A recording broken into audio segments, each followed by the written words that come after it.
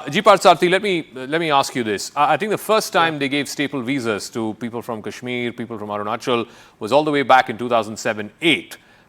India has been making noise about it. India has, had diplomatic protestations about it. But really, the Chinese have not changed their policy. They have not changed their tactics.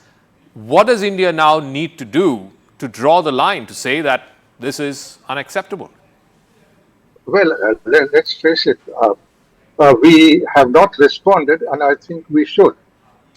For example, I think we should invite, like we did recently, international visitors to Jammu and Kashmir, and they came along and to other areas which are on our borders.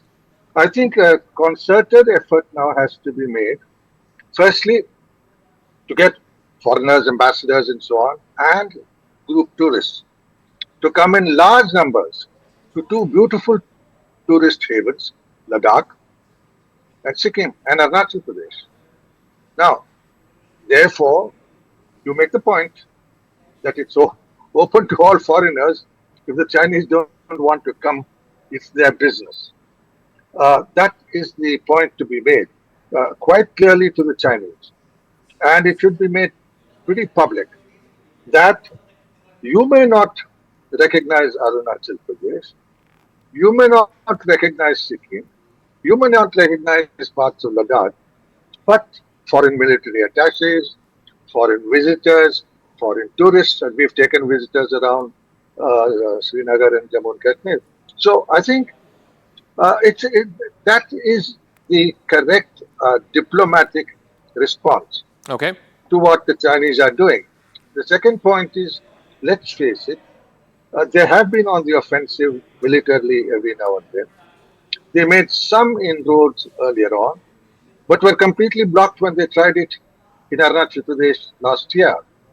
So China also knows there are limitations to which they can intrude. But I think we should repeat the exercise we've done, that take a lot of foreigners along, VIPs, to these very states, and then see how beautiful they are. It is a point politically made. Let me ask Victor Gao, for the last many decades, and this is a big red line for China, India has recognized what you call the One China policy. If China is not willing to recognize the One India policy, which includes Jammu and Kashmir and Arunachal Pradesh, then surely at some point, Indian diplomats and Indian diplomacy is going to have a rethink on mouthing this line about, the standard line about One China policy. Maybe India will start giving stapled visas to those folks who are applying from Tibet and Xinjiang and Hong Kong. That should be par for course. I mean, after all, in diplomacy, Professor Gao, as you very well know, it is about reciprocity. Thank you very much for having me. First of all, it is very unfortunate that there is this row between China and India about some participation of Indian players in the Asian Games in Hangzhou and the decision by your sports minister not to participate. It will be a loss for India because the Asian Games is about to open. Lots of heads of states and heads of governments and athletes from more than 50 countries will be there. It will be one of the most splendid Asian Games ever in human history. So I do hope the Indian players going there will be very successful, bring home many medals, gold, silver, and bronze, etc., to make the Indian people very happy. Secondly, allow me to emphasize very quickly, yes, there are territorial disputes between China and India. What you call Arunachal Pradesh is what China called South Tibet. And traditionally, it has been Chinese territory, and the two countries have a dispute over there. Also in the western section in the China-Indian border. Now, how to resolve these territorial disputes requires all the wisdom and care and the long-term vision between the two countries. For India to claim that Arunachal Pradesh is in Indian territory is exactly the same as China claims that that piece of territory is Chinese territory.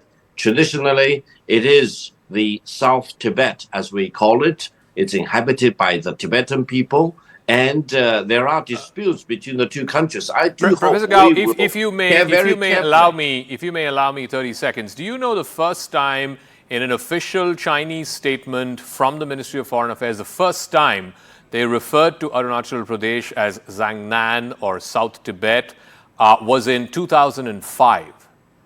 It was not. It was not in 1959. It was not in 1962. The very first time in an official Chinese foreign ministry document where they claimed all of Arunachal Pradesh, where they said all of Arunachal Pradesh is Zhangnan or South Tibet, was in 2005. The dispute was over. The dispute was over a place called Tawang.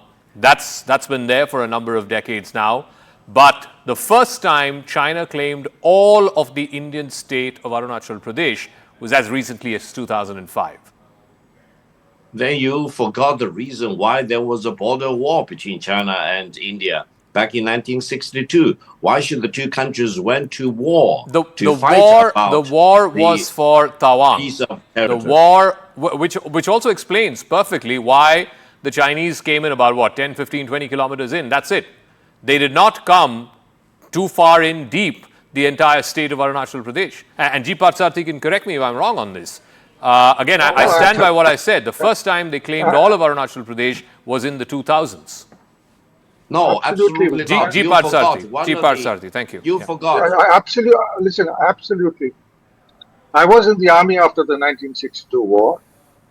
I was positioned in the passes, and I'd been to Tawang.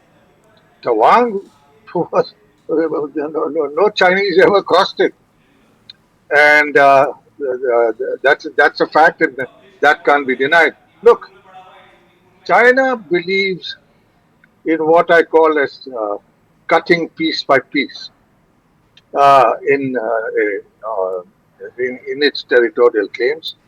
It keeps increasing with the passage of time. Certainly, in the British days, and even when the Kuomintang was there, and even for the first 15 years of communist rule in China, none of these claims were made. Yep. They came later. And in fact, I recall seeing some of the records in the discussions with Premier Zhou Enlai was here. He didn't appear to like what he had done, but he yielded to the wishes of Mao.